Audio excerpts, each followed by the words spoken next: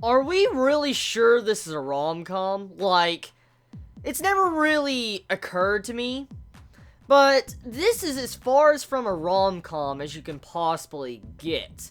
Like, this is more along the lines of a deconstruction of a rom-com anime series.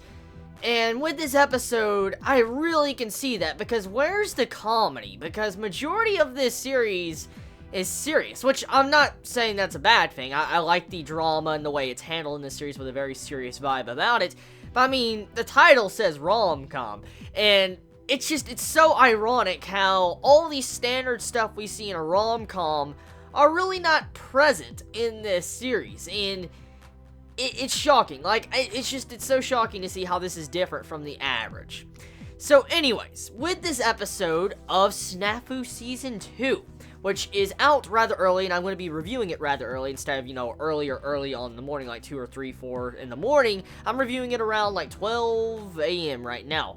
So, this episode, we get to see some very interesting character movements going on. Just like last week's episode, you can really key in on our main male character Hachiman's character movements and what he's currently experiencing through this episode. And once again, I have to express that when it comes to the body movements of characters, especially when they're uncomfortable with their situation or what is going on around them, you can really see it with the way they move or the way these scenes panel on their characters without inner monologues. And that is really hard to express when it comes to anime or even manga, because usually, when you make something like this, you have to really focus on a character's face to understand if their character is in pain or if their character is agitated and stuff like that.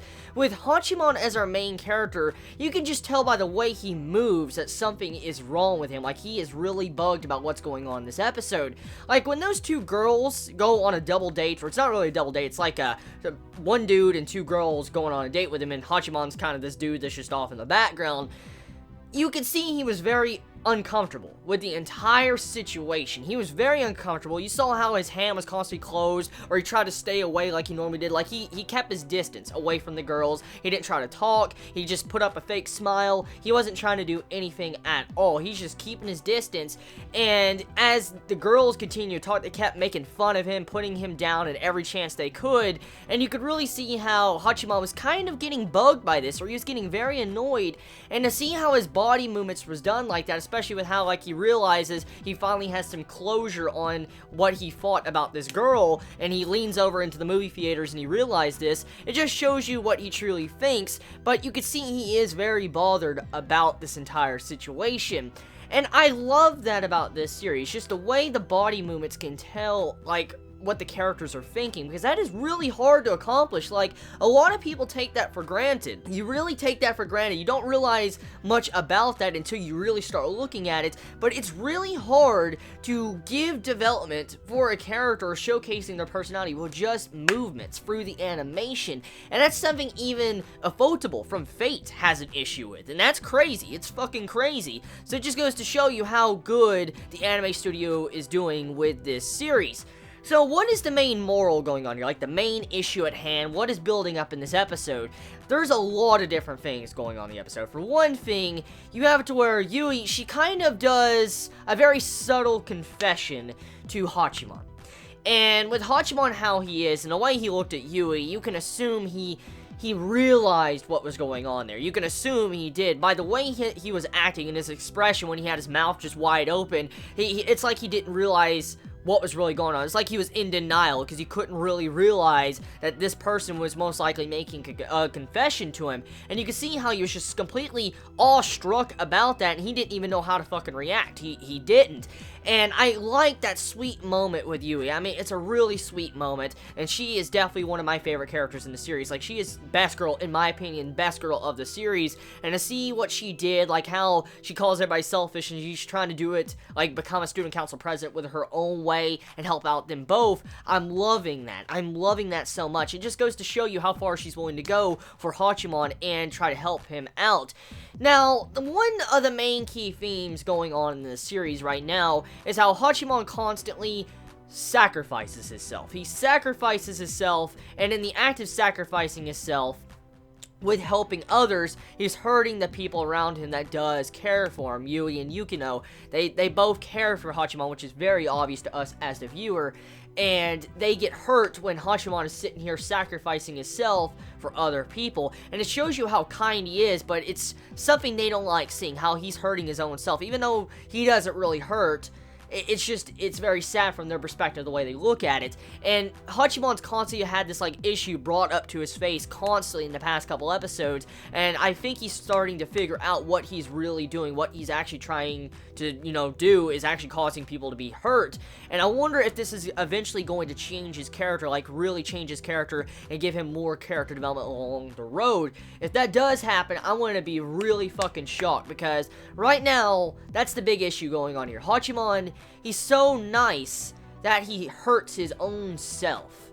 And it's so sad to see how he's in that situation. And then Hayama, he also does the exact same thing that Hachiman always does. He puts himself in the exact same situation as our main male character, and he kind of talks to those girls like, I don't like your personality, I don't like what you're doing right now, I don't like how you're treating my friend here. And the way he stood up like that and said that to those girls, it's like he did social suicide. He destroyed his own social status, and that's a very bad thing to fucking do. That's exactly what he did in this episode. He killed his own social life, and it's kind of interesting seeing how his character perspective, he tried to put himself in the shoes of Hachiman and sacrifice himself for Hachiman. So Hachiman got to actually experience what he actually does from the outside. He actually got to see what he normally does when he's trying to fix things with his methods. He got to see how it looks like from the outside of what he does,